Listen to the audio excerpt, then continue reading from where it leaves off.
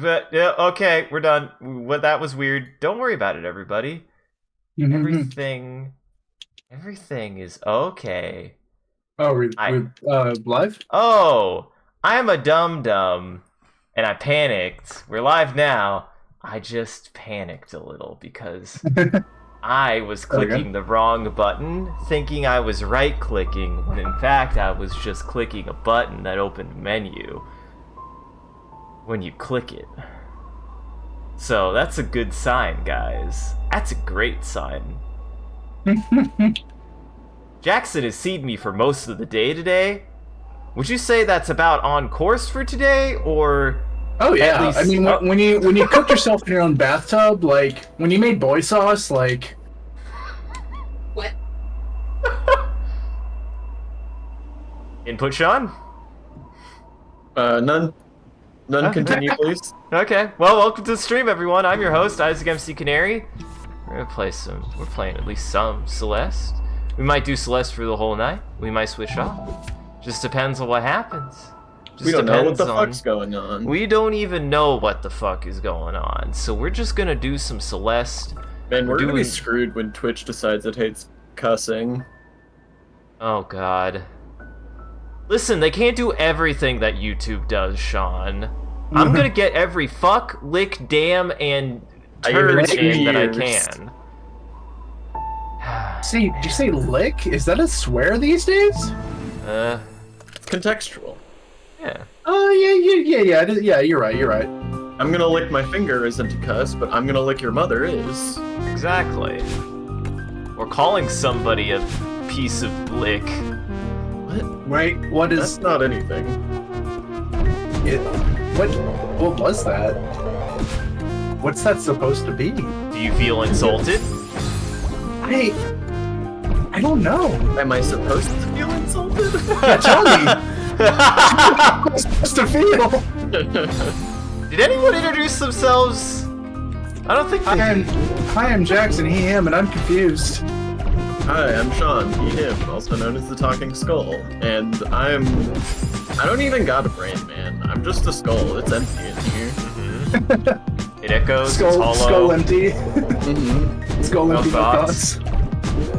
Exactly. Goddamn.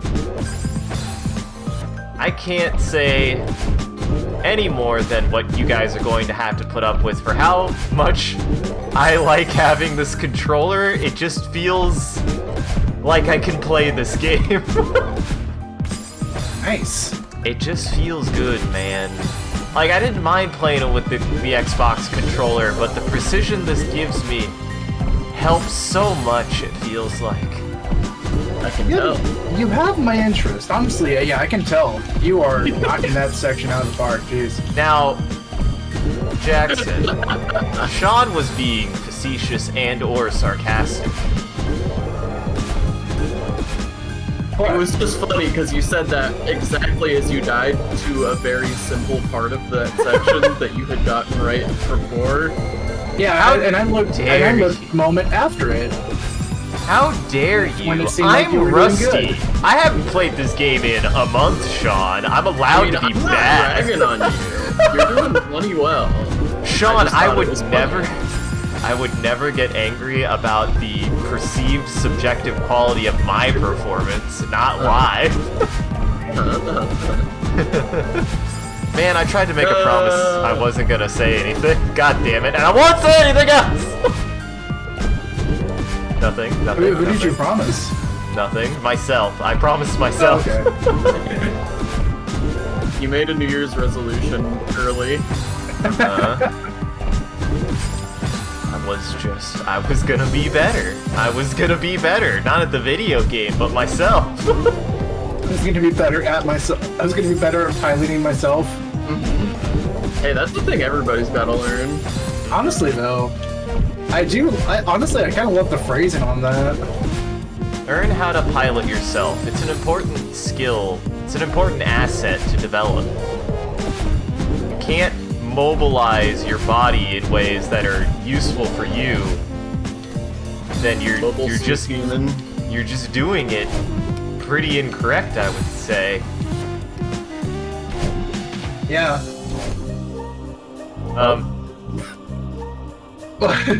Oh, yeah, you're gonna oof.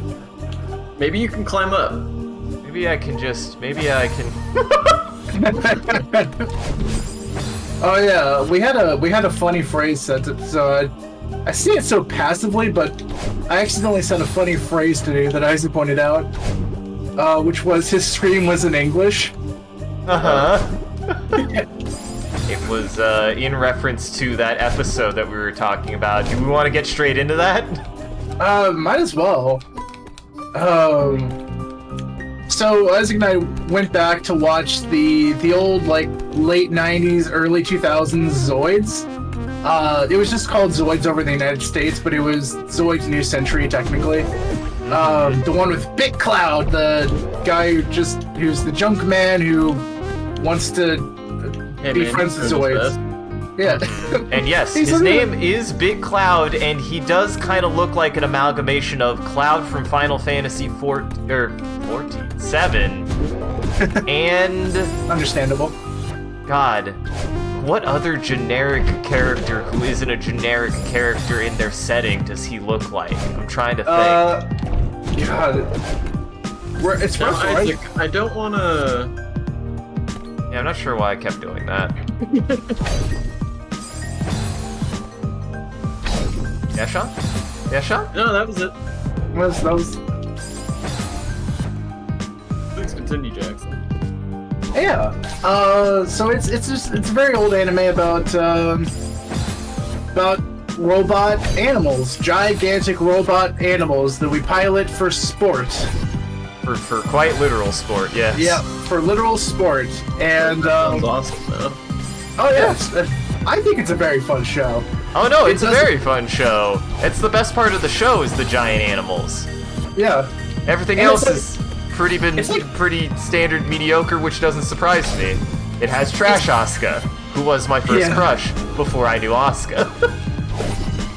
Or one of them. She's one of my first crushes. Yeah. Honestly, it tracks though. But yeah, no, And she's awful. She's pretty awful, honestly. She's one of those like cute anime characters, but like after that, it's like your personality is unpleasant. Yeah, I made the joke in the first episode that I knew Asuka before I knew Asuka, Sean, and I kind of hate that. It's bad. It's bad. It's as many things that try to make an Asuka clone do, that they saw what she brought to the table and went, she's annoying and worse at everything than the main character. So in a certain sense, they found a little bit of entertainment in just making a character who's terrible at everything and an asshole. Cool. Yup. I'll put it this way. Her iconic Zoid that as a child I thought was cool because it was both a velociraptor with a sniper rifle in its tail with two gigantic Gatling guns attached to the back of it and more weapons than God, that I thought This it was... doesn't sound like a sport. Yeah! It's a tournament anime, Sean. It's a sport. Okay, I see. It's a combat sport. Yes. But, she took this very lightweight frame that is clearly designed to be a lightweight frame and stuck every godforsaken weapon she could on it, and then couldn't understand why it sucked now. And child me didn't understand why it sucked either, but adult me does, and I think that's kind of hysterical. She is a child. She has the brain of a child. She actually is though, yeah. She's like maybe 14, I believe, though she looks like she's 20. Yeah, They all kind of look like they're 20. Child. Yeah, Well- they all look like they're adults. My hypothesis, well, not just my hypothesis, my theory is that I do think their ages Ooh. are supposed to be... Yeah, I know, I'm bringing out the correct big boy terms here, because it is an Is it hypothesis. correct? It's, I'm pretty sure she is supposed to be like a teenager, along with the main character. But they didn't do they did a fine job designing teenagers that kind of look like adults on accident. because in the video game where they have sprites, a lot of the sprites are quote-unquote polished up a little bit to look both a little bit better aesthetically and more in line to a more clean anime aesthetic to also portray their actual ages. And she looks like a child in that. And I did remember looking up her age at one point and it being, I'm pretty sure, like 14. Gotcha. So, kind of credit to the show that they didn't make their characters, who kind of look ugly sometimes, also just not look like generic anime children. So, fair enough. They do make them look older. Unless I'm wrong. I don't know. It's been long enough. They definitely look older. I would not have guessed 14. Right. Well, that's what I mean is I could be wrong. Maybe she isn't 14. I swore I looked it up at one point, though, so... I don't know. Now I have to look it up because this conversation has gone on so long. What's her name? Lena. Leena. Yep. And the show is... Zoids. Or Zoids New Century, specifically. Also, welcome Silos, and welcome Virtual Boys James. We're talking about Zoids and the age of a character. Because she's 16. She's 6. I told you she does not really look 16 in the show. She looks like she's 20. And so does Bit. And I'm pretty sure he's also supposed to be 16. Jeez. Though, granted, that's like 50-50, right? Where would you say teenagers start looking more like adults? Is 16 kind of a good age for that? In real life, Really? like mid-20s, like... Yeah, as someone who worked at a high school a few years ago, let me tell you, all high schoolers look like children to an extent I did not anticipate. Oh. Yeah. Yeah, our brains have like retroactively painted that picture, but because we didn't feel like we looked like children while we were in high school. Right. But yeah, like that you don't start really looking like an adult until like in your 20s. Yeah, I would say like 20 is like a good bar where it's like, yes, you look like an adult and not like some sort of baby fat amalgam. Uh-huh. That really got me. But yeah, so for context there then,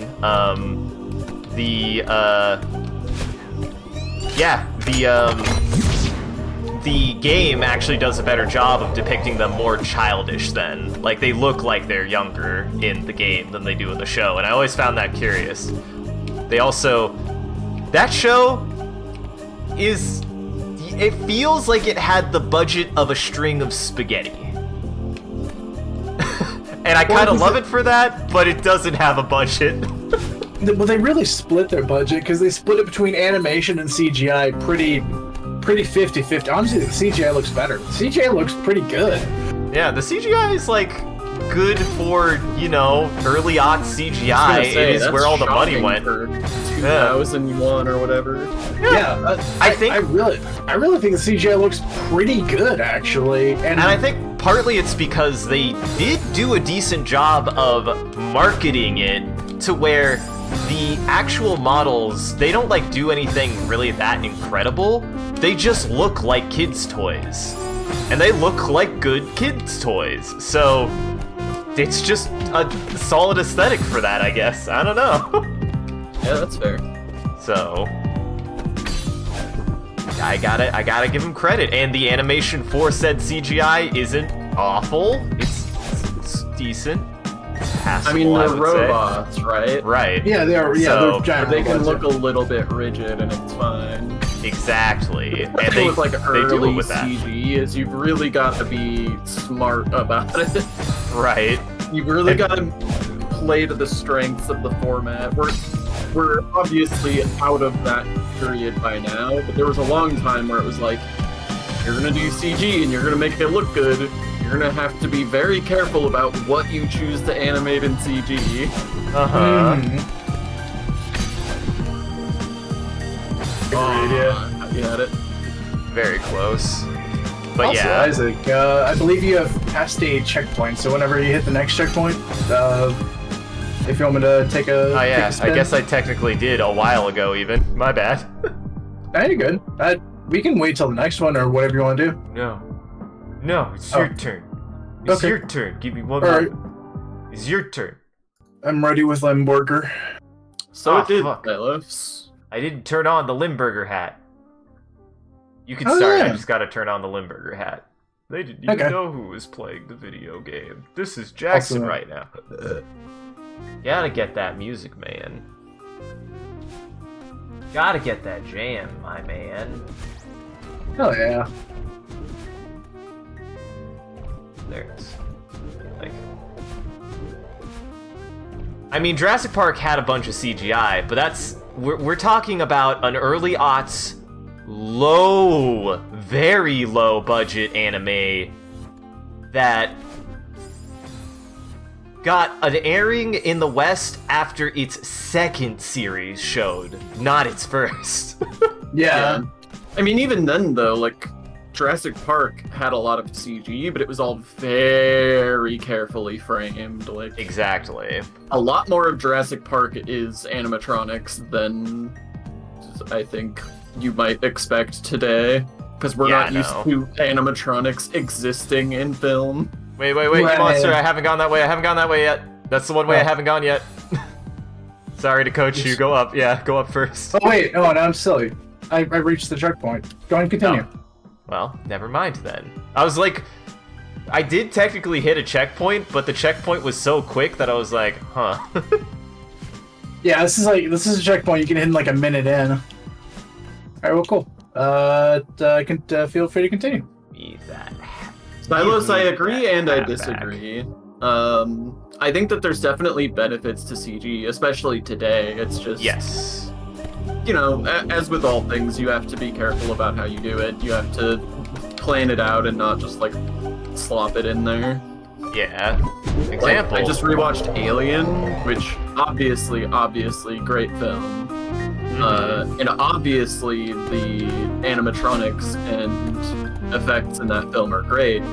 But I would say that the biggest weakness with Alien as a film is the inflexibility of the alien. Like, there are several shots in Alien where the xenomorph is like kind of goofy in the way that they present it because it can't really move around.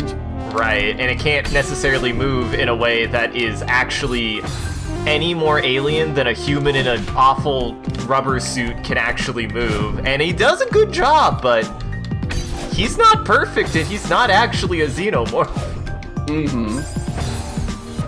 But I will actually give credit to Aliens that they do a good job with those, with the special effects in that movie too, where there are some pretty distinct moments that I remember that give like a really good like alien predatory vibe to their like aesthetic just based on the motions and like acting that they actually do. So I gotta rewatch Aliens. I don't think I've it's seen fun. it since I was a kid. it's great. It's one of my favorites. Ooh, this is a bizarre room that I'm very quickly learning it's Much scarier than it is difficult. yeah.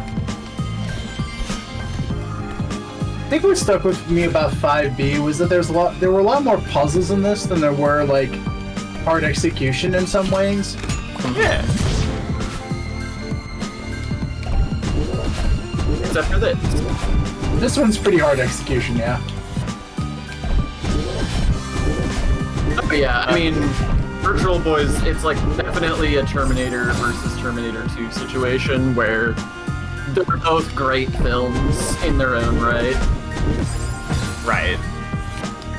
Because Aliens does this thing that it is a dumb, like it has a lot of things about it that are dumber and just kind of actiony schlock, but it doesn't remove the thing that actually makes still it have like an ounce of tension, which is, you know, they make the Horde scary. They make the Horde fucking terrifying. Having guns to make it easier or better, and I've always appreciated that about Aliens. It is overall an actionier film, and it is more fun for that. But it's still scary for how stressful the situation is. That's fair. That's my takeaway. It's not like it is no Alien, but it's still fucking. It's a nightmare, man. Yeah, I don't know why I've never gone back and rewatched it. It's great. Haven't ever actually bothered to do it. I remember liking it though, way back in the day. I don't think I ever saw it. I should go back and just do a double feature of Terminator and Terminator 2, because I haven't done that in a long time either. I remember liking those movies a lot. James Cameron does do good work. I like what he does. Yeah, James Cameron knows what the fuck he's doing. I'm not the hugest Cameron head, but he sure knows how to make a goddamn film. Listen, if Alien is like... I'm trying to think of an actual analogy to make here. Of like Besides a really... Terminator and Terminator 2? Well, yeah, I'm trying to make a cooking reference is what I'm trying to do. What would you say Alien is? Alien is like a... Alien is like a slow roast. Right. Like a very savory, well-done slow roast. But Aliens is like a really... popcorn chicken. See, that's the thing. That makes it sound like it's lower quality. It's not necessarily lower quality. It's barbecue. Yeah, exactly. It's got more punch behind it, but it's still got quality. That Sweet Baby Ray's in it, yeah. It's not necessarily subtle, but... we're classy gentlemen these days. We eat Rays. Wait, what's up? You eat we what? eat Lays? We eat Rays. We don't eat Sweet Baby Rays anymore. Just regular Rays. What about that KC masterpiece? I mean, nobody gonna complain about that. I was an Oklahoma Joe's boy, and I lived less than 5 minutes from that gas station, and I don't think I ate it that much when I was a kid. I was talking with Lauren and Arthur about Oklahoma Joe's recently. Oh. We were saying, God, I don't remember exactly what the name we came up with for them was, but we were like, man, they should just commit to having a bonkers, stupid, long name that in the title of the establishment explains all of the context for why it's a KC restaurant called Oklahoma Joe's. What's funny is I think there was like a franchisee offshoot that was like Oklahoma something that I don't remember the name of. Okay. Oh, I needed to go back the other direction. Shit. Oklahoma Schmoes. Anyways, to go back to the original conversation we were having about Zoids, Jackson and I had a bizarre experience in which, having not seen the show in a decade now. Probably, it's 2 decades, probably. Yeah.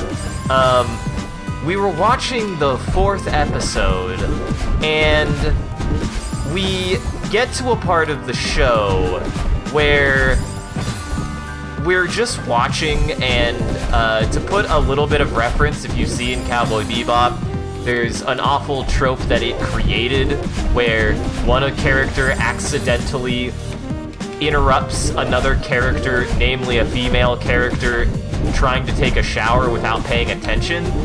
That happens in the show, in Zoids, but the thing that's bog wild about it is... Bog wild, Sean.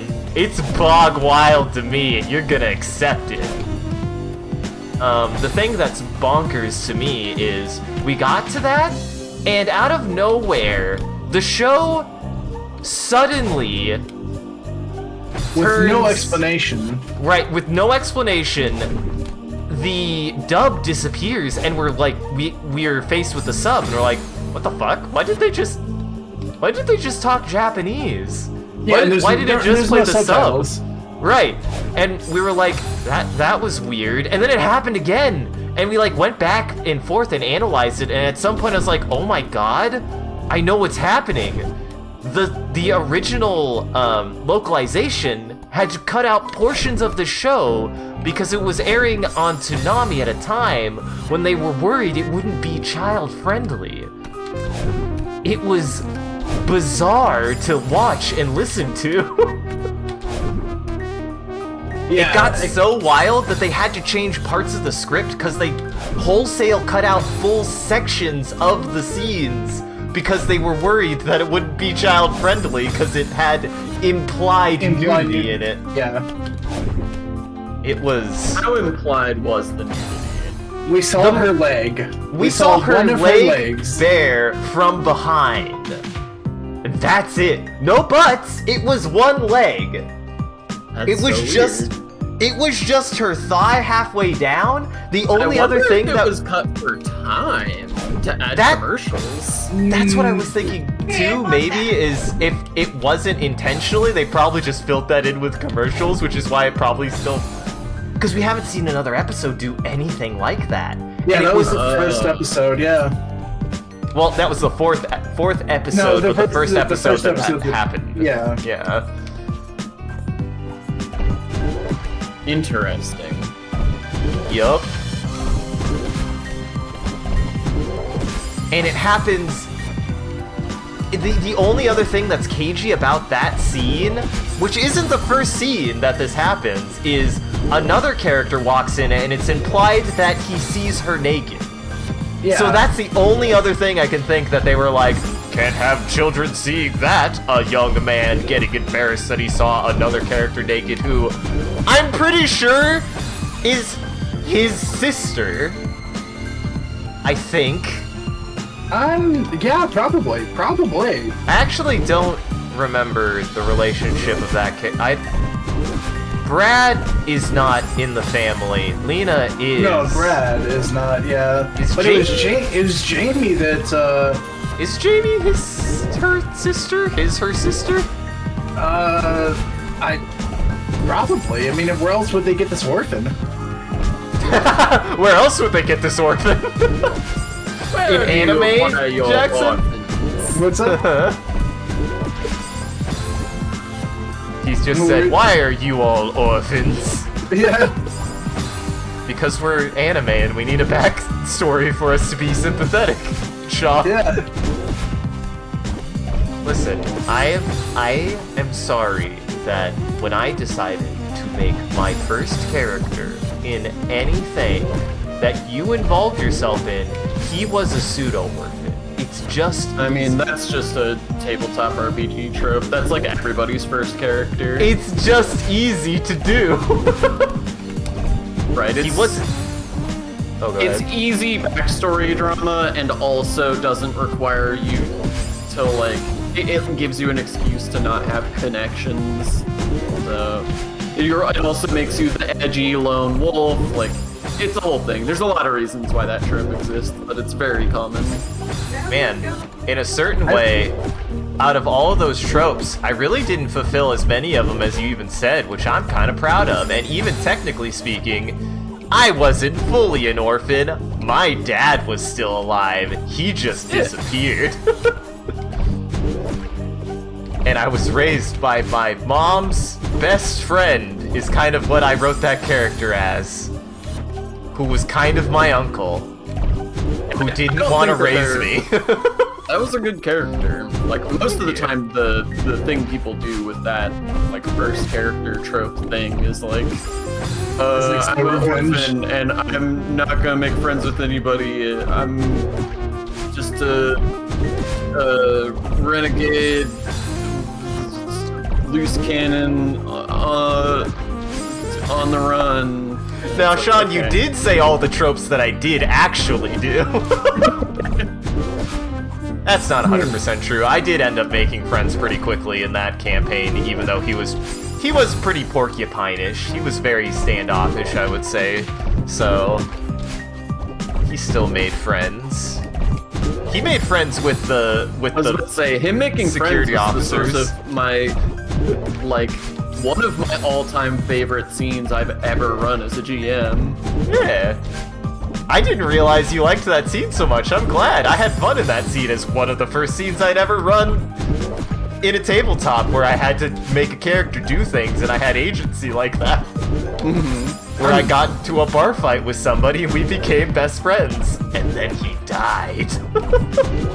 You bastard. The the scene I was talking about was the scene where where Isaac covertly befriended John. Oh yeah, that one too.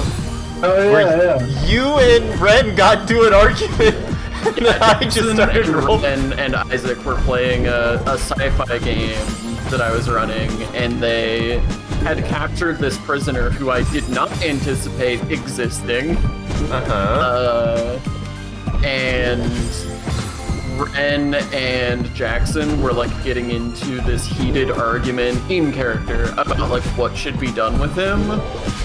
And while that was going on, eventually, because we were playing in person at the time, while that was going on, after a little while, I just like noticed that Isaac was sitting off on his own and just sort of watching. And I just like inched closer to him and leaned over and started talking to him in character as the like prisoner, trying to like get in good with him. And they hit it off and just became friends quietly in the background while the other two characters were debating about what to do with this guy. Yup. And I vaguely remember it being also like getting some information that was kind of important that I don't think I told anyone. Because I wasn't sure what to do with the information otherwise than be like, well, this is plot important. I'm gonna keep a hold on to it because I definitely know I'll want to know this. Yeah, I do remember that. I want to say we ended up hiring him as a bodyguard in the end. It's like, all right, well, you tried to pirate us and failed, but why not join us? I think you guys. It's a worse idea than I realized at the time, because the implication of the one thing that we would want you to do, you have demonstrably proven you're worse than us at, but we're gonna hire you to do it anyway. Hey, yeah, man. exactly. It's not even a security concern in my mind anymore. It's literally like, why did you guys think he was competent enough to do the job? Do the job, right? Listen, I needed somebody, and he was one of the only people who survived on the aggressing side. So I didn't really have options at the time. It's okay, it all worked out. Yeah. John was great. John is great. And I love that we didn't learn John's actual last name until the end of the fucking game. We just called him John the whole time because when I was interrogating him for why the fuck things went the way that they did, we asked him his name and he just goes, John. And I was like, well, his name is John, I guess. Yeah, he was just like out of it and muttering, and they were like, well, that seems accurate. God damn it. Why is it... I can't... Anytime we talk about orphans, it's just gotta be brought up. Why do I keep doing this? Make orphans? Well, not necessarily. I mean, I do that a lot, too. I definitely have a non-greater than one. I almost said non-zero, as though if we weren't just talking about a literal pseudo-orphan of a character that I had made. Oh, shit. I've at least made 3, I think? 3 orphans? Goodness. What's everybody else's orphan count? I don't know if I've ever explicitly made one of my teams an orphan. Yeah, I'm not sure if I have a count greater than 0, because like oh gosh, think about it. So my very first character was, I think it was like 27 or something like that when I was like 17. So I was like, this is a grizzled old man who's seen battle, which is funny because now at 32 I'm like, that's not so old. That's not so old. It's only a decade after the age that I originally played him. Yeah, so I made a grizzled old 27-year-old that was married and trying to find his way back to his home world. So it was less about whether he was an orphan and more about because he was just like trying to get back to his wife. He was world orphan. He lost his world. Yeah, and the way that we pulled it off in a really silly way, because I want to say he was like I think he might have been like a GM PC or something like that, that when I passed off GM spot to another guy, I kept the character, because he was like appropriately leveled with the rest of the party. And so, but he was no longer in his home world because we were now in the new GM's world. But anyway, so yeah, no, I don't really think of him as an orphan. The second guy, though, I do specifically remember his backstory as like the second-born son of like elven royalty. Like there were some, some forest elves that, there was the king of the forest elf or whatever, or at least their group of elves, and he was specifically the second-born son, and was also like not worshipping their god and anything like that, so he was kind of an outcast. Also, Also, I learned halfway through the game he wasn't even full-blooded elf. Or he was just a human. No, he was part drow, which I didn't realize. So which you was were a really black all along. Yeah. Sean snuck that one by me because I hadn't really done a whole lot with fantasy at that point in my life. I mean, I played Final Fantasy, but like I'd done a lot with like classical fantasy, and so I was like, I'll be an elf with silver hair, and like the entire table's like silver hair, and I'm like, why not? And that became relevant, which is probably one of the coolest reveals I'd seen in tabletop. That was dope. It is dope. Yeah, I quite enjoyed that bit. The whole character of that like assassin who turned out to be your half brother was fun for me. Yeah, it was very, very cool. He was not an orphan though. No orphan there. Yeah. Mm-hmm. In fact, he even had a brother. No, I think most. Yeah. He also had a brother, but yeah. I'm really scratching my head. Like, I think most of my characters revolve around marriage. I remember the rogue Ark in our city campaign also lost his wife. I played a character down here who lost his dad, actually, in like some big political murder. Now, did he lose his mom at any point? Because I have good news for you. Yeah, actually, yes, he was. No, you made an orphan. Made an orphan. Yep, there it is. Because what it was because I tried to style like an old, like a really old, kind of weird, messed up tree. So it's like the mother died during childbirth, so the father married the mother's sister, and then was poisoned by that person, and she pretty much took over, and my character fled as like a young adult because his father died, and things were being shifted, and so at the start of the game it was like a decade after that had happened. So yes, yeah, I made an orphan. There it is. But only by a technicality. If he was a young adult by the time his dad died, then like he was like 17. Is he really 18. an orphan? Yeah. He was approaching. He was like 17, 18, somewhere around there. So he was approaching adulthood. I really don't think I've made any orphans. I'm trying to think. Like, mostly I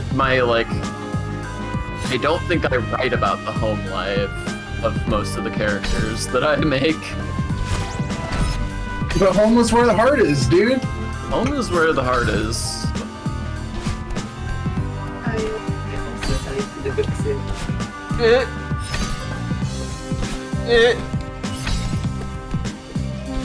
No! So close. Yeah, Also- I had that. I do love the mixed up Bog Wild Buck Wild and Bog Standard, which makes me want to say like Buck Standard. May I interject?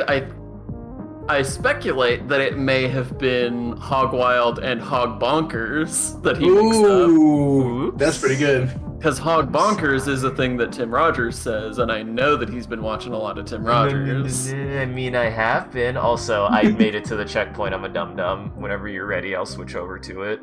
Sure. I'll go ahead and restart chapter.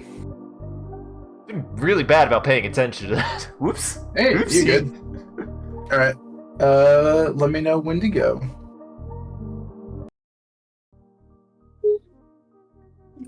That is a really nice You touch have for the Limburger. Thank you. That is a really nice touch for the time. Is that if you pause before Madeline gets up, the time doesn't actually start yet. That's super cool.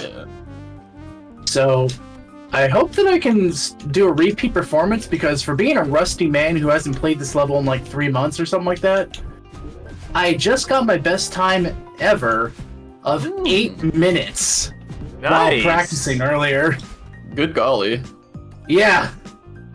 Go for the gold. Go for the gold. That was a gold time for me. I mean, we've said it before, but your muscle memory for these kind of games just does not seem to go away very much. Mm-hmm. Yeah. I mean, I feel like there's a lot of stuff like that too. I, for example, for the first time in like literally 2 months, played Beat Saber again when in reality I very much did want to like keep playing Beat Saber and all that time, but I just couldn't for most of October because I was busy almost every single day. And I was like, you know what? I'm sure I'm not gonna do great, but you know that's not why I'm even playing Beat Saber. It's for me gonna be a health thing, anyways. Actually, I'm gonna scratch this because I'm so out of it that like I got so out of the zone that my bad. Normally don't scratch them, but You all monster.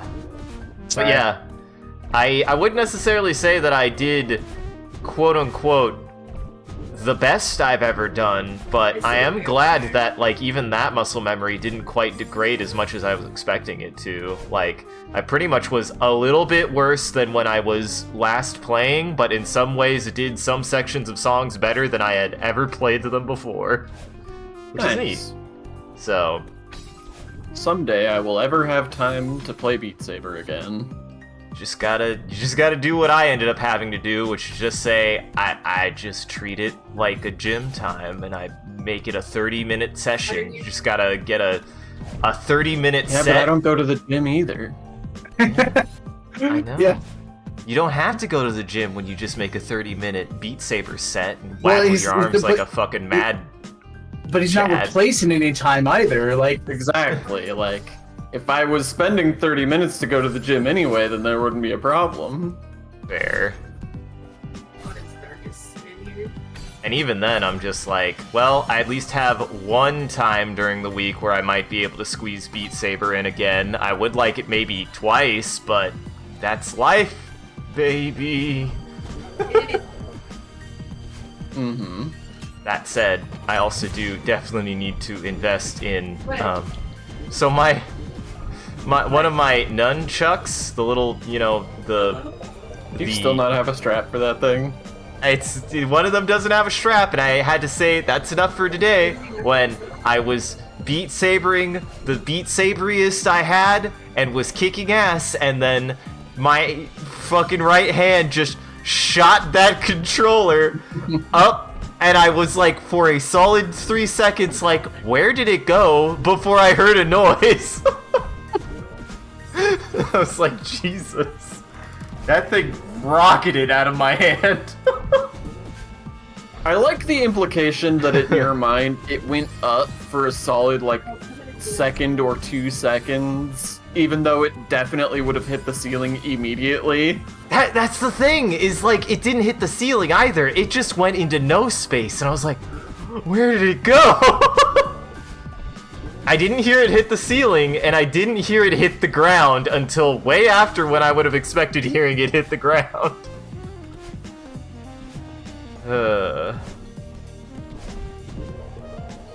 I was startled.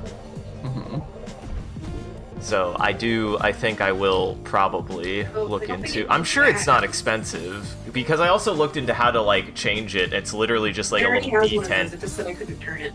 There's like a peg that you just put the the strap in and it's fine. Yeah. So I definitely know that it shouldn't be expensive. Shouldn't be. I did run into a bit of another awkward thing though. I guess I need to either also invest in like a headband, like just like a sweatband. Did you also just see the giant spider? But Okay, it was just oh god, I'm shutting this door. Sorry. are you having a spider moment? Are you She's playing with some friends. Okay, gotcha. Hey, you hit the checkpoint. I'm gonna click off before I see more. Oops. That's about how far I got, so it's fine. These checkpoints are like really hidden in this level. Yeah, I'm not paying It was attention. literally a cutscene you had to skip. I mean, Yeah, and it's hidden right after that cutscene.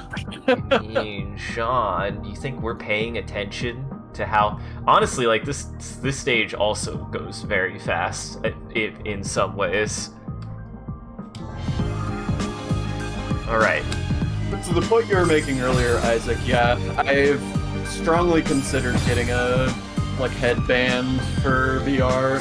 They make like dedicated sort of like balaclava looking things to be like sweat masks for VR.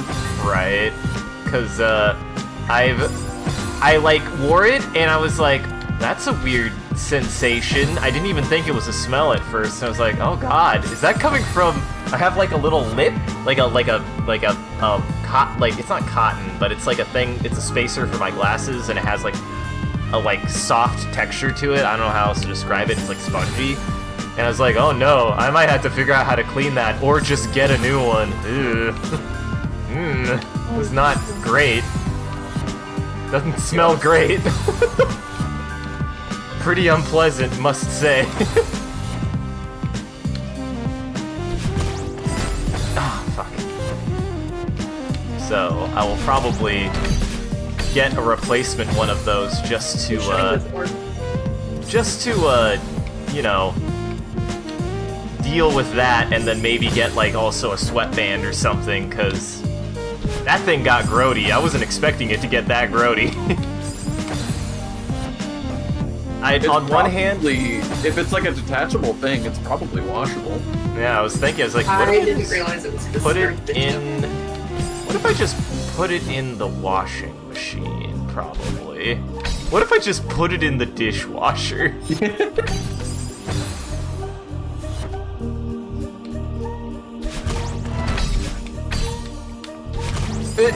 Fuck. This vertical shaft is a nightmare hellscape. It's a real vertical shaft. Yeah. If I could describe anything as more of a vertical shaft, it would be this. I don't think it gets more vertical shaft than this. There is Downwell. I mean, I haven't played Downwell. I actually wanted to try Downwell when I first heard about it. It looked fun. Yeah, it seems pretty fun. I haven't played it. So I guess to your point, Sean, yeah, I guess that would be more vertical shaft than this. How did I... You died. Well, somehow I was able to get that shard and go back up, and I don't remember how I did it. God damn it. This track for this version of this track for this level gives me big time Streets of Rage vibes. Oh yeah. Yeah, It's so I get jazzy. that. Yeah. It's very good. Ah, fuck. I like the man, I just now heard the piano too. I didn't pick that up. Like, it's got so many good layers and it's so groovy. Piano is the main melody. Yeah. Well, like, there's an underlying one though that it's like just, I don't know, man. It's making a piano. rhythm. Yeah. Syncope? That's like a music term, right? No, it's not. That's to pass out. I don't know what's wrong with me. I'm about to fucking syncope. You're talking about syncopation. God! Oh my god! You need to syncope right into the toilet. Uh-huh.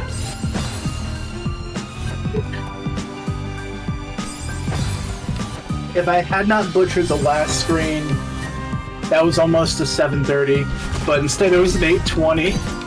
I really screwed up that last screen. Oof. But hey, 820, you know what that's pretty close to. That sounds like a 420 in a way, yeah. Minus and plus some numbers. If you take the 8 and divide it in half, but keep the 20, because if you did that... keep the 20, yeah. You carry the 20, you gotta carry the 20. Exactly. I did math. This is some like modulo going on. Yeah. Is that a genre of music? Probably. Well, probably. Fucking Jesus. I don't know how else to do this except do it in one go, because it just seems to work better anyways. I salvaged it once and I don't know how I did. You I mean, basically there have is a way to make this easier, No. I believe. Having not done this myself, I do think there's a way to make this easier. No! There you go. Oh. I almost found it. There we go. There we go. Thank you, Sean, for encouraging me to use critical thinking. You're welcome. Thank you for encouraging me to employ critical thinking. Is critical thinking like Critical Role's like arch villain? Interesting. Yeah, because it doesn't take a brain to roll some dice, am I right, guys? Ooh, got him. Did I just insult every single... Now I feel extra bad. I am the evil one. I was evil all along. You don't get coke, you don't get oxygen, I guess. Well, shit. Shit! God damn it. I have it. This vertical shaft, you can't keep me in... You can't keep me contained. This might work for a prison for me in real life, honestly. If you were in prison for most people, you would die immediately. Yeah. Well, with the stipulation that I clearly respawn at the top every single time I die. So it's like a Sisyphus situation. Yeah. Yeah. If you could be in a Sisyphus situation in any single stage in a video game, what would be your best and worst situation? This might be my worst. That's a really specific question that would take me time to think about that. One is your heaven, the other is your hell. So like it's something because Sisyphus, you're saying that we're not going to complete it. So what's the best? It has to be something we theoretically can complete, because theoretically Isaac's going to complete this stage at some point. Theoretically, yeah. I can complete this stage. You're right.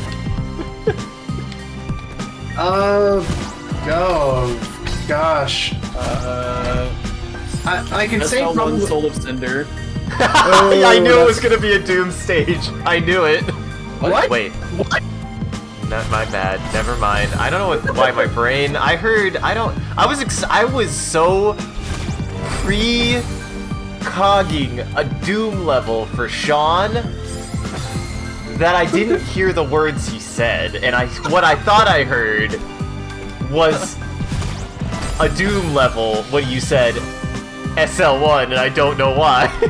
I mean, it sort of follows the same format as like E1M1. Right. My brain incepted that you said an E number, L number. You know how you can like pre-move in online chess? Like before the opponent plays their piece, you can already pre-move your next piece. I feel like that's what happened in real life. My favorite, listen, my favorite Isaac looked over his trap card only to realize that he hadn't met the conditions. Because I didn't read the conditions, I just put it down. It was Trap Hole, but you had played a magic card instead. Anyway, say that again, Sean. I'm so sorry. I said SL1 Soul of Cinder. The Dark Souls 3 boss. The final boss Okay. of Dark Souls Yeah. 3 at SL1.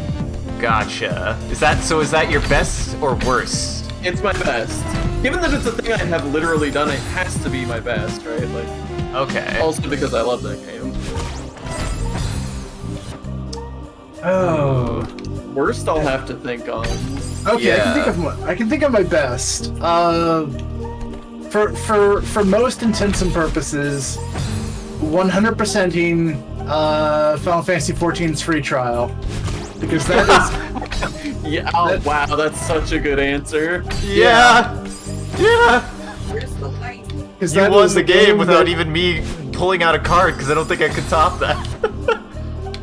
Yeah, because that's something that really never ends. But I found the end. It keeps resetting back to the top of that hill. Yeah. That's so good.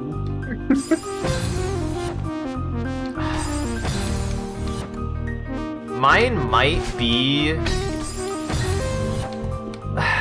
for best. I'm like between the actual Iron Man of Darkwood, because I think if given how much I like that game and definitely enough time, I should be. It's not like even the worst game to Iron Man. So I feel like even that's a bit of a cop out, but. No, it's a good answer. I think for my worst, it would be grinding out ranked in Overwatch as the game just continually gets worse and worse. Ooh, yeah. Yeah. I have potentially two for my worst. One hurts me more, but one is more relevant to Sean, actually. Oh. The one that hurts me more is that I've tried to start and beat Grandia 1 like 4 times. And like I love that game, and it's like one of those. It's like, oh, this is such a good game. I don't know why I haven't beaten it. And then I'll get it on I'll like do an emulator of it, or like back. I had the PS1 disc way back in the day, or I got it on Steam.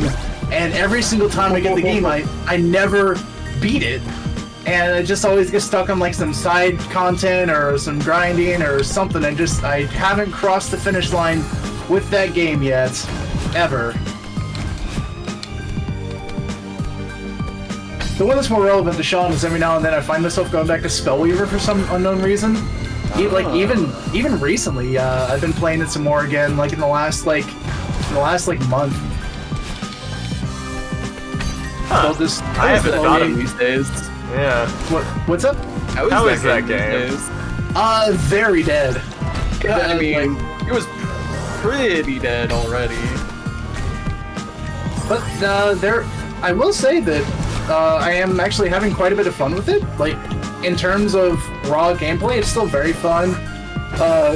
It feels like the most recent set of cards or two are probably still a bit unbalanced. Like, I don't think the guy did the final balance patch, because I found a few cards that I'm like, this is just really strong, and I don't know if this should be quite that strong. Yeah. In classic TCG fashion. I mean, if the game is as dead as you say it is, then it's hard to blame the guy. Yeah. I mean, I think the last patch, or I think the last card update was in 2020 or something like that. It's 3 years ago. I mean, I don't know how expensive that game was to maintain, but it was already a pretty small community at the height of its popularity. Yeah. Agreed. I'll say this. I can consistently do the friendly stuff, or play the friendly where you default to the AI if you don't find anybody. But you're And I finding never- people? No, the opposite. I never find anybody. Okay. Which is actually kind of neat. That's that's the ideal, right? regardless of the quality you of never it. find anybody. Well, no, that you can still at least play it even if it has a multiplayer focus like that. Oh, sure, yeah. I mean, Like, Spellweaver's I can always respect had that. strong single-player elements. Yeah. It's one of the reasons that it's the only like TCG that Jackson and I still play, because there are other TCGs out there that I was also interested in, some of which I even think are better than Spellweaver, but that don't have single-player components or like, you know, as strong of progression elements and that kind of thing. Like, Yeah. I really think that Spellweaver structurally was a great game, and you know, as a game, it was solid. Yeah, I don't think it's that unbalanced. I think even the couple cards that I found that seem really strong are like they're not game breaking. They just seem kind of strong. Yeah. Yeah, no. Yeah, no, I really like that game quite a bit. Like it's the only downfall is the fact that it's pretty much dead. So like it's not even that like the game itself has any problems. This goddamn monster is fucking with me. I was a little salty for a while about like how they did some of their later content patches, like how one of them like you had to use the premium currency, but in the end you can still farm the premium currency, so it was fine. And then they started releasing like big card patches that like cost a huge amount of in-game money or premium currency, but even still, you could farm in-game money. So it was like, I don't know. I eventually stopped being mad about that. I know it was sort of a... What in the hell? I know it was sort of a I just was like, point of contention for you at one point because like you had paid a lot of money for completing your collection. Oh yeah, I paid. It was the one game that It was the one free-to-play game that I actually paid money on. I think I paid $120 to. Honestly, as far as like even the structure of the paying the money thing, it was really cool because it was like over the course of 6 months they would give you like extra of these like really nice packs once a week. Yeah, I do really appreciate that they like respected. They wanted you to still have the experience of like getting new cards as you play and paying for the like exclusive deluxe package or whatever just meant that. Oh yeah. that was evil! Am I doing something wrong at that last one? Am I crazy? I don't think you're doing anything wrong besides dying. What the hell? God, The AI just fucking punked me. Well, this is bad. There you go. You gonna do it again, buddy? There you go. God. He just was like, nah, nah, dog. Better luck next time. Woo! That was a daring escape. Yeah, Spellweaver. It was pretty good. It's apparently dead now, but you know. Yeah, I mean it's you can still play it, but I see like the same 3 people in chat whenever I log on, being like trying to do some sort of game, and I just don't want to play with. Selfish of me. Who's still playing that game? Yeah, exactly. It's like I don't want to play with the one competitive person who's still like who has all of the foil cards, probably like every single card, because I don't even have every single card in the game right now. So yeah, it's like thank you for being dedicated, but also I'll be over here. Ah! The jump fucked me up. Yeah, these eyeball monster sections are pretty evil.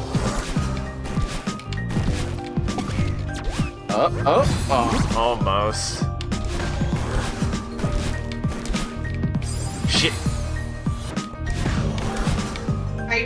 Shit. Shit.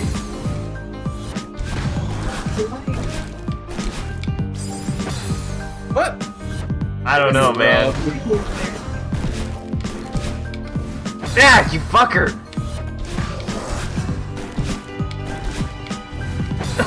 You shit!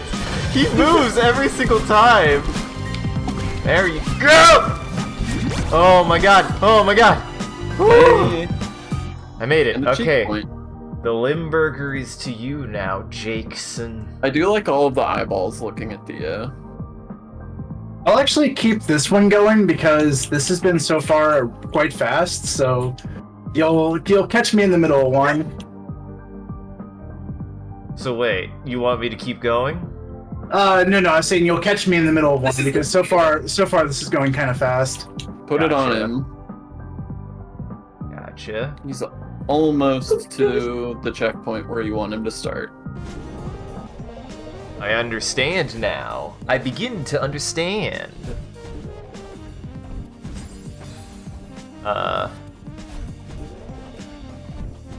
Oh, to distract you though, Jackson, do we want to talk about the very silly thing that you kind of punked me on, having been completely bonkers obsessed with the controller that I use?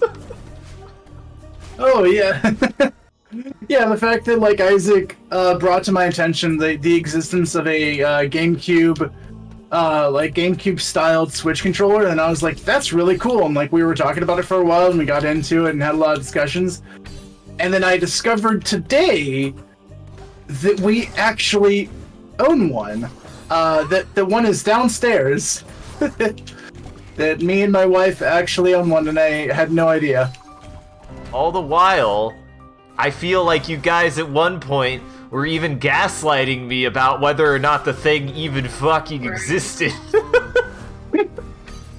Hey, that was all Arthur. That's true. Arthur kept on giving me kept on trying to give misinformation that the way to play games on your PC with a GameCube controller is using that USB hub, which does exist, but isn't they aren't exactly the thing that I was looking for. Oh my sweet Jesus. Yeah, I'm glad it's working out for you. Yeah, I like it quite a bit. It's Did you see like the giant one? it works, it feels and works really well for 2D platformers, maybe unsurprisingly. Whoa! What the fuck? What did you do? I'm trying one of those fancy dashes. In fact, I'm gonna try another one right here. Woo! I'm It was coming very for you. fancy. There we are. Loaded. Well done. 5 minutes, boys.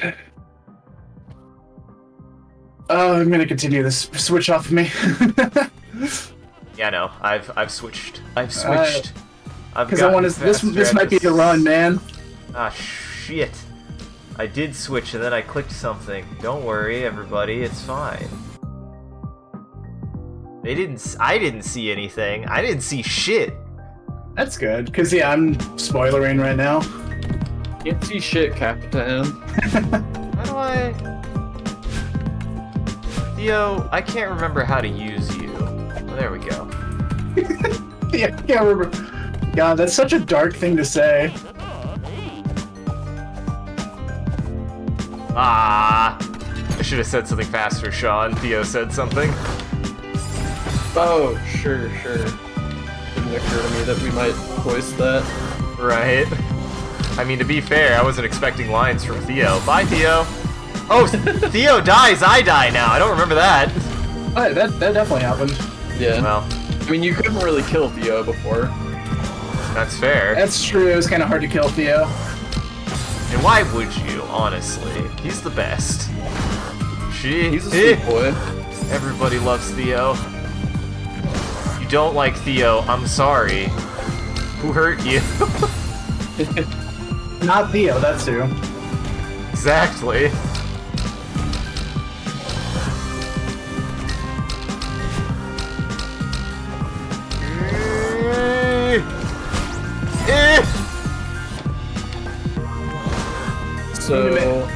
Go for it. I was hoping to bring this up while Arthur and Lauren were here, since Arthur's the one who's been jockeying this show till the end of time. Mm-hmm. But seeing as they're not coming, I have started watching Archive 81. Yeah. And How is it's it? really good. That's good. I really did not want to check it anticipate out. how much I was gonna like it. It's a really so what Archive 81 is. It's like a analog horror show on Netflix. It's Yeah. Oh, I guess when he spawns in, it causes a buffer. I didn't know that.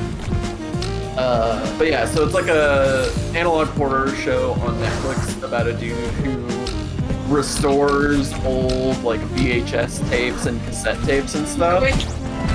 And he gets hired by a shady corporation to go to It's gonna touch a secluded compound and restore a bunch of tapes from an apartment fire. And it's about all the weird and unsettling shit he finds while doing that. Yeah. And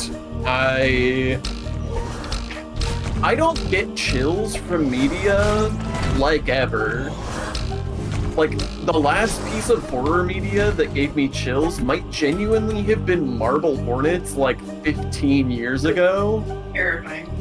And I have gotten chills from Archive 81 twice. Damn. Jeez. That's saying a lot then. It is so good. You can't store big things though. It's like a slow-paced, sort of character-heavy mystery setup. This isn't canon, is it? No. Yeah, it's like a slow-paced, character-focused mystery. And every time that I start to, like, the pacing is so good that, like, every time I start to think, okay, like, what are we...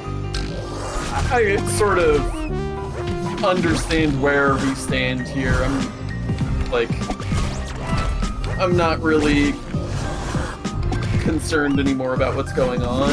It, like, throws some completely new thing at me that just makes me go, what in the fuck? That's impressive then, yeah.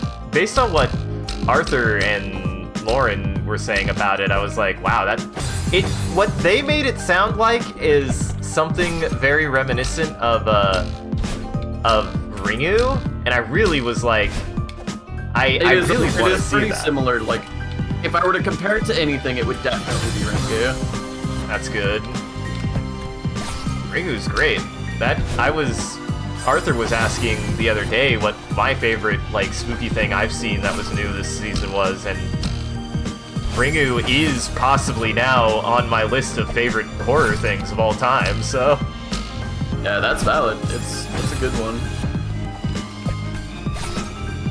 I haven't finished Archive 81 yet, so I can't give a complete perspective on it, but I'm over halfway, and I'm a big fan so far. I will say there's like one really cheesy element that is unfortunately seemingly the like main antagonist in a sense.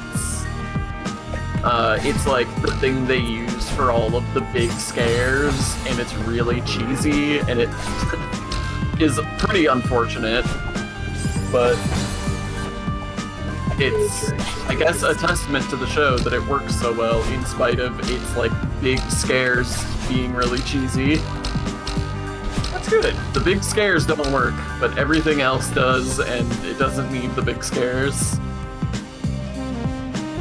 And they're rare. It's only... This thing that I'm talking about that's super cheesy has only showed up 2 or 3 times so far, and I'm over halfway through. Gotcha. That's good. Yeah, no, I know Arthur was recommending it for my kind of...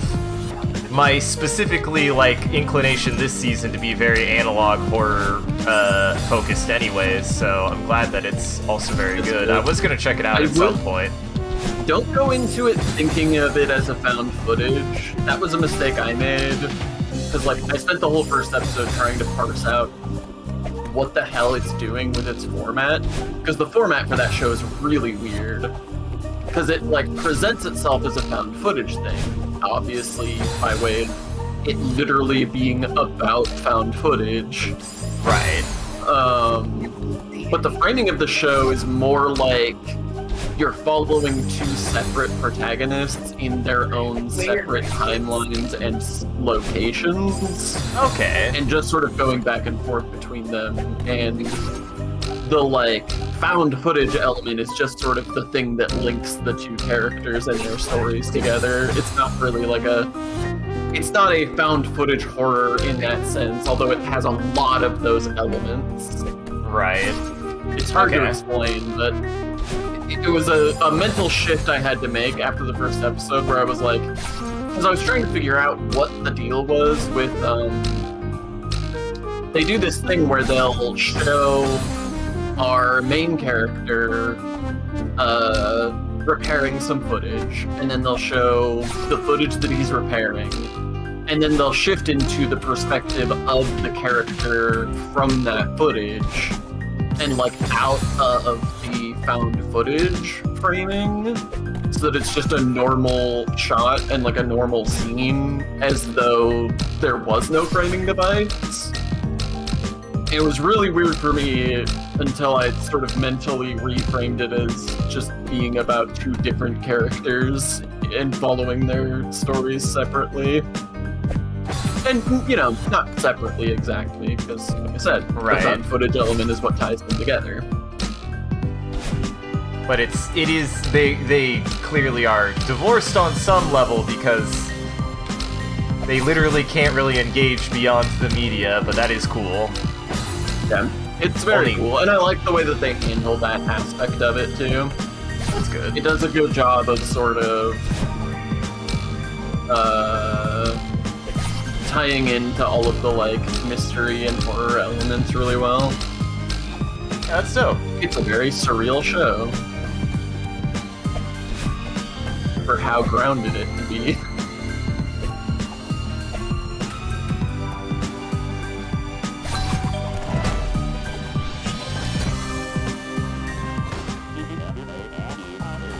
This one is clearly impossible.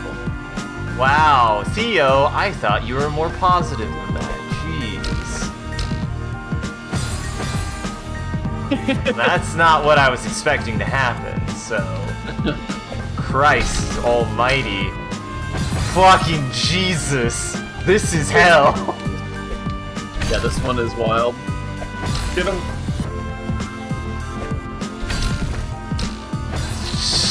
This has so many moving parts.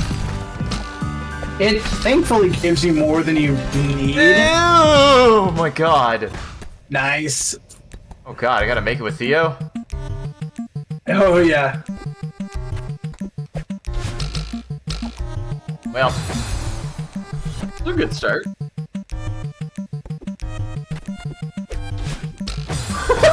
bye Theo. I do love when you just slam dunk Theo. Ah, ah, ah! It all worked out. It's fine, and I used Theo to get the heart.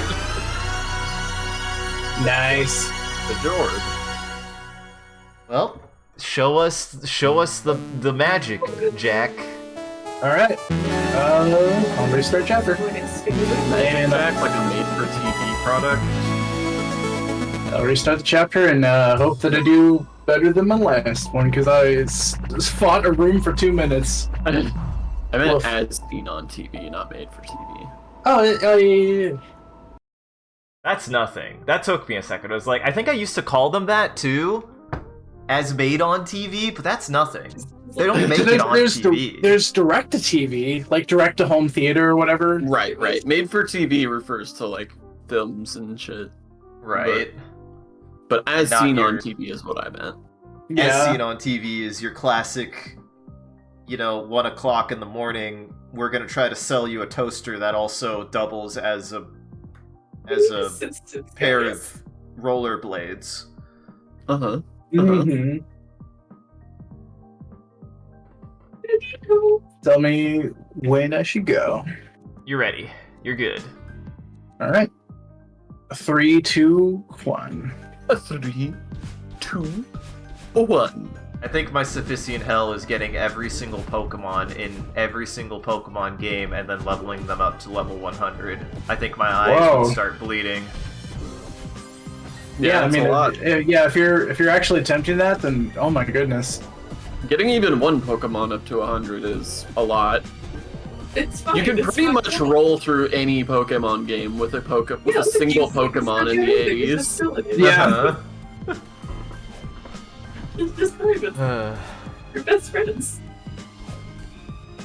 Just trying to think what the worst Pokemon that would end up being after a certain I don't think point. he's gonna let us. I mean, play. do you have to have an individual copy Right? of each Pokemon? 'Cause Would if one of so, them then, have to like, be a Magikarp that I have to also get a it to 100? Kakuna, Yeah. a Metapod, every different version of that same Pokemon that's in all the other gens. Uh-huh. Yeah.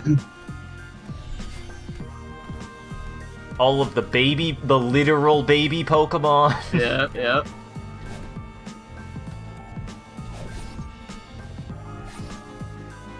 Like... And then also having to catch all of them. Oh my god. It would be mind-numbing, I think. And given how Pokemon is now, I think I would die.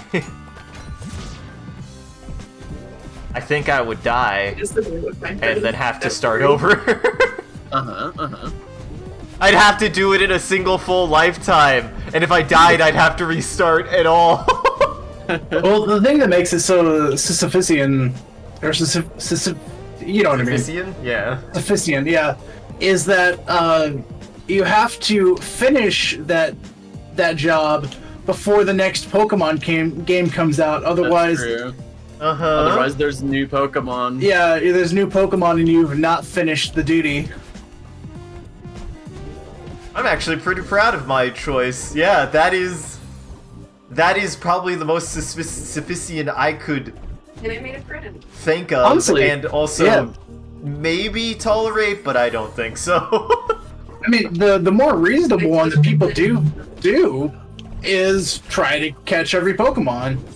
And the problem is that exactly that. There's always more Pokemon, so Yeah, well, the way that whole thing works, Pokemon is such a weird franchise. Like, the way that whole thing works has historically been that you're supposed to transfer your completed Pokedex from the previous game, and then just catch Right. all the new ones. true, You're not yeah. supposed to catch 600 Pokemon in one game. I always got upset about that, by the way.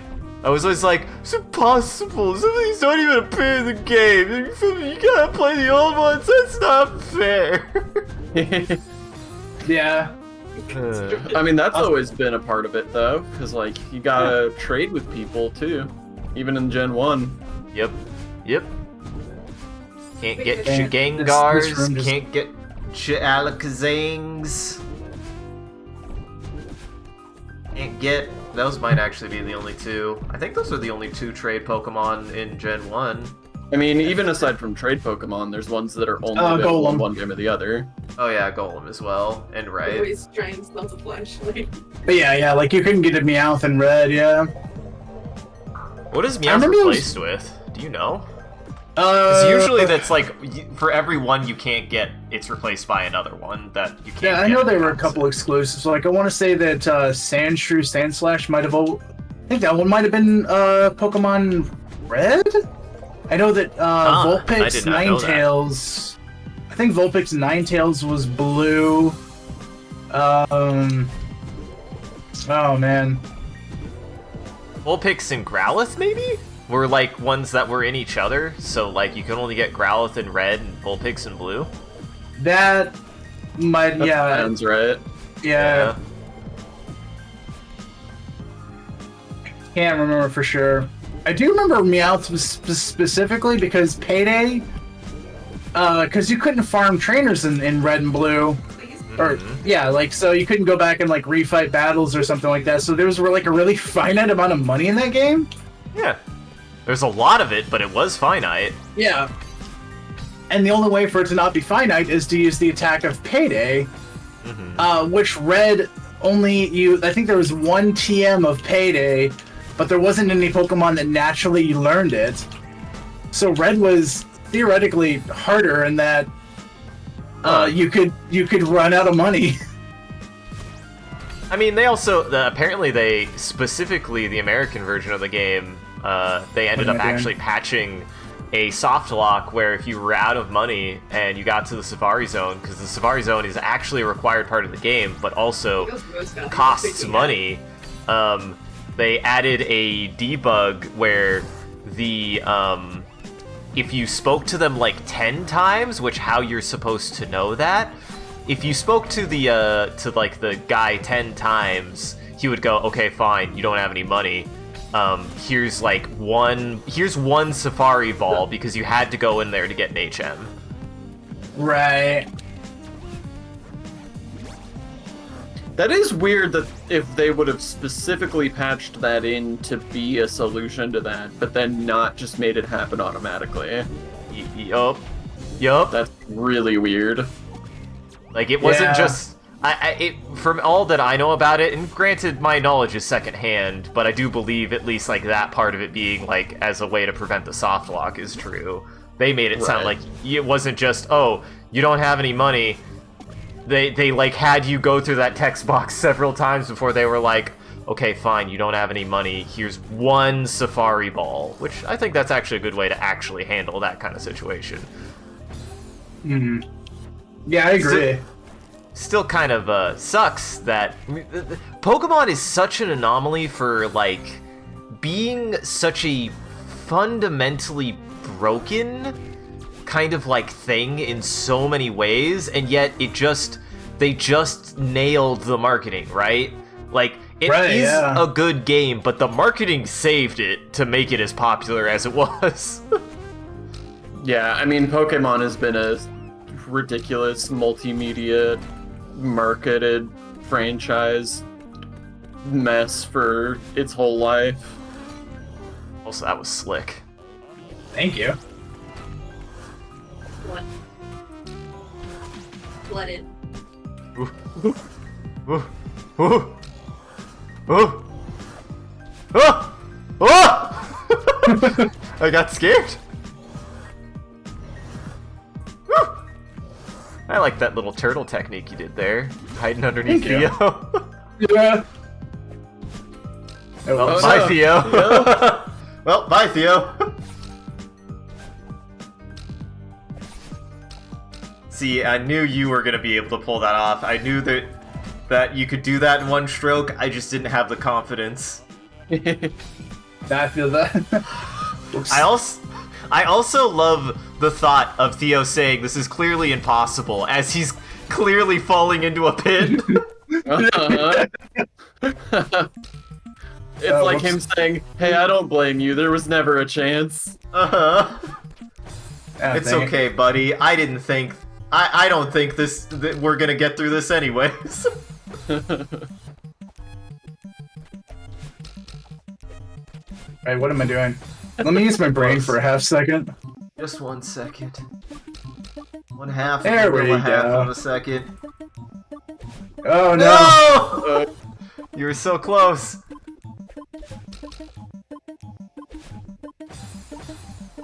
Alright, this one for real. This one is the real one. Oh, oh, oh! Oh, jeez. I believe.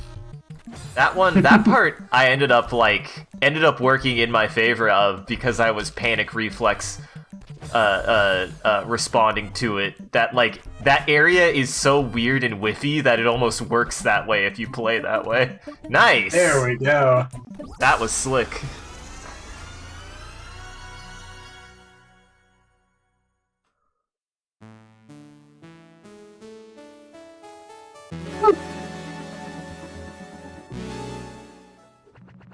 Yeah, it was nuts earlier. Got my best time while we were streaming tonight though. Yeah. What was your time? What did you say? It was 8:20? It was it was very close to 8 minutes and 2 seconds. Yeah, Okay. Jesus. That's really good. Wow, the seasides apparently are really easy because you could do them in under a minute. Well, there are only 3 screens. That's the gimmick of the seaside, is that every single seaside only has 3 screens to it. Out of curiosity, because again, I don't even know how you unlock them. Just show me the first room of Seaside 1 for Chapter 1. You don't have to finish it. I just want to see it. Sure.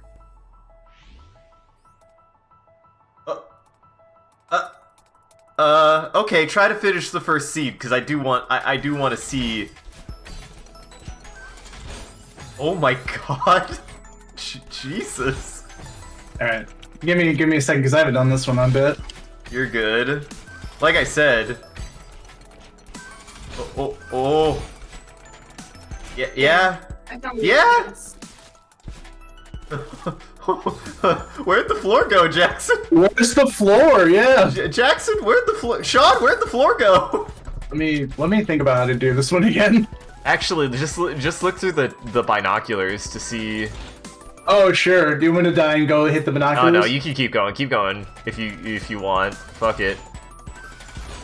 Yeah, that's so precise. I mean, they are just bite-sized still, which is nice, but... Yeah. Floor is gone. You were revoked. Floor privileges were revoked. Or no floor. Yeah, I forget when we were talking about it or why, but Jackson and I have talked about how the progressive difficulty of the B and C sides are just taking the A sides and removing more and more of the floor and adding more and more spikes. Yeah. I mean, it is very much invoking the fucking secret stages in Super Mario Land world. My bad. Technically, that's a different game. Very close, actually. Like Disneyland world. Disney. Ooh. Don't hurt me. I'll hurt you. Let's hurt each other. Hit me, baby, one more time. Stop hitting me, baby, no more. Stop hitting me, baby, one more time. That's really sad. I'm sorry about that. That one was sad. That one depresses me. That one, because what I was thinking was a stop hitting yourself, and then I landed in a really dark place for that. Do you think that there is a universe in which the Miyamoto, the creator of Mario, oh man, that was the heart, make Super Mario World, but did not put in the ultra secret, stupid, fuck hard stages, that we wouldn't have the level of level design that we have in any Mario Maker stage or any ROM hack of Super Mario World? I think that the core mechanics of Super Mario World were so tight that it would be impossible to not have. I mean, we have ROM hacks of Earthbound. Thank you, Toby Fox. Sure. So I think that the mechanics of Super Mario World are so tight that we were definitely going to end up with ROM hacks of Super Mario World. That was in all universes that happens. Well, what I mean though is like, sure, but I mean the super stupid level ones that are like, hey, do you want to play Super Mario World in a way that feels so unplayable that you practically aren't playing Super Mario World anymore? Because it's that hard? That's like the first thought thing that a lot of like amateur developers do and a lot of, fan projects. Yeah, it's just sort of throw as much as they possibly can at the player. Yeah. Throw as much spaghetti as they can at the player. It's actually, I mean, now that I'm not making this video, I can just talk freely about this. It's something I found kind of amusing and disappointing in the Hull of the Machine expansion for Quake 2 that came out a while ago.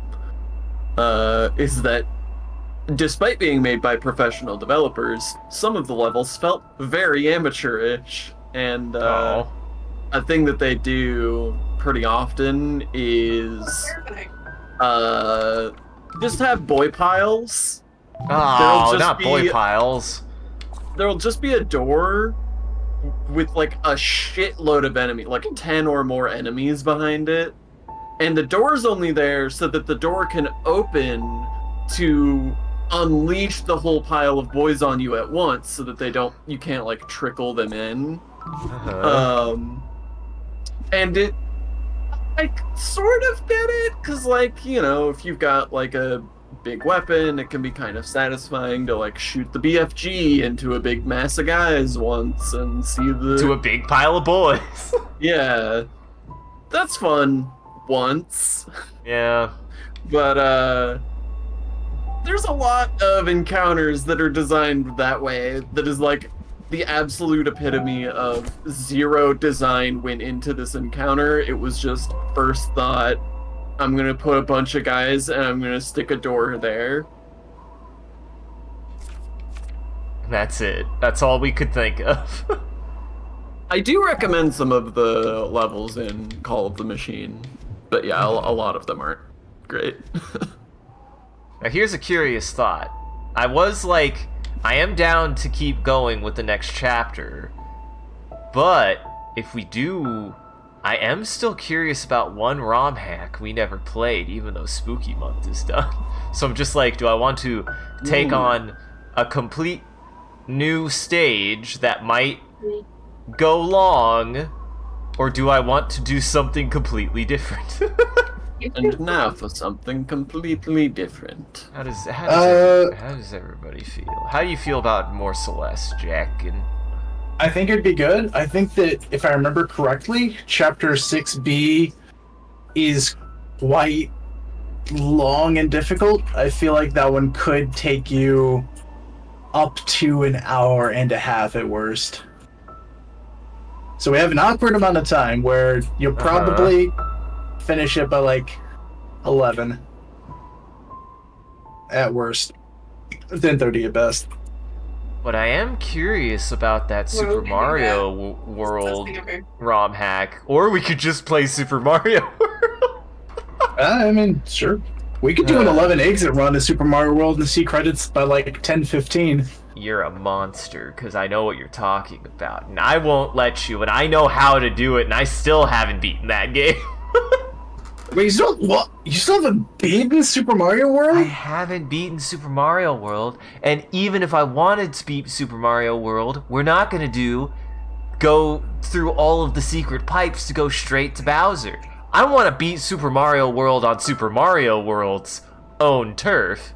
I mean, it's still pretty challenging. We gotta kill all of Bowser's children before I can beat Super Mario World. I'm just saying. You have to empty nest Tim. I'm not saying we can't do any of the secrets or even go that way. I'm just saying we're not going straight to Bowser to say that I beat the game. So you'd like to do like most, if not all, of the content. Right. I want to at least play through every single boss encounter in the game. Listen, This isn't just about beating the big bad. We have to dismantle him. I think Super Mario World would be an easy run for us, or like an easy pass the battle, because we each just do a stage. Yeah. Like I do stage 1, you do stage 2, Sean does stage 3 kind of deal, and then yeah. And it's also significantly easier than Super Mario World, Super Mario 3. yeah, it is they significantly really, easier. It is substantially easier. They lowered the difficulty down by a landslide. Not that Mario. That's not even wholly true. It is easier at an entry point, but then skyrockets to some of the hardest Mario content you can engage with, but is completely optional. That's true. There's a decent amount of hard optional stuff. I love that they even. I'm not even talking about Star Road. I'm talking about the secret special levels. Oh, you're talking about like Special Road? Yeah, that I've never completed. And I don't know if I ever will. Oh, Special Road's not that. Well, okay, so here's the thing. There is one stage. It's not that bad, Isaac. There's one stage on Special Road that is like notorious, and I think it's the one that like stops people in their tracks. It is the second stage called Tubular. It is a really, really, really, really hard stage. Stages 3 through 10 are extremely reasonable. That like after you beat Tubular, the rest of the run of Special Road is extremely reasonable. I don't believe this man, Sean. I remember those stages being, hey, you know how B-sides and C-sides are? Now just remove the floor entirely at parts. Well, that was Tubular. That was that one stage. Yeah, you had to spend the entire stage being a Mario balloon, balloon. Yeah, I remember those stages being really hard, and they're completely optional. Like, they don't even intersect to the path. You have to find them to even do them, and I don't even know what you get when you finish them, because they don't get you to Bowser. They actually don't. I do know what they get you, and it's rather entertaining. Well, I don't know if you want the spoilers. Why would I want that? Now you're making me want to at least try to go for that. Okay, I'm switching it. At least to the ROM hack. I do want to know what this ROM hack looks like. It probably isn't very long. Maybe not. We'll find out. Yeah, we got like what, hour ish. We got until Sean tells us to please go to bed. Yeah, Sean, are you still on vacation? Because if you are, I'm glad. No, I am working again. I forgot that Sean was on vacation. Yeah, Sean was on vacation, Jackson. I can't believe you forgot. That's a big bug. I spent most of my vacation working on stuff, but I don't think I actually took a full day off. Like, every day I would be like, tomorrow's the day that I'm just gonna totally relax and not worry about anything. And then the next day I would be like, alright, here's what I'm gonna do, this and this and this and this. Sorry, Sean. Sorry, Sean. Welcome to my life. That is really fun. Honestly, I'm still glad for that video that we made together, though. Yeah, that's great. I know that ate like 2 or 3 days of your life at least. It ate around 20 of my days, so it was a nightmare. And spoiler alert, it's not the only thing I worked on during my vacation. I believe that, yeah. Yeah, your other video, your survival horror video is really good, Sean. Well, that released before my vacation, I think. Oh, that's fair. But I have another video in the works that I should be releasing next week. That it's just a little guy, but I did start it during my vacation. And it did take up several days of that. It doesn't stop shooting because it can't. Welcome to being a part-time content creator, man. Uh-huh. Welcome. I brought you. We were here now. That's what I did sort of today. flip it the other way too, like having like a week and a half off from my job and like spending that time just actually engaging with my creative interests while having energy and time to do so was a kind of a wake-up call for me to be like, hey, this is what I want to be doing and not this bullshit job that I work. Right. That's a good point. So in that way, I can imagine it's definitely one of those motivating factors to be like, if you can transition into part-time, into full-time content creator, what a world. Yeah. Mm-hmm. We'll see.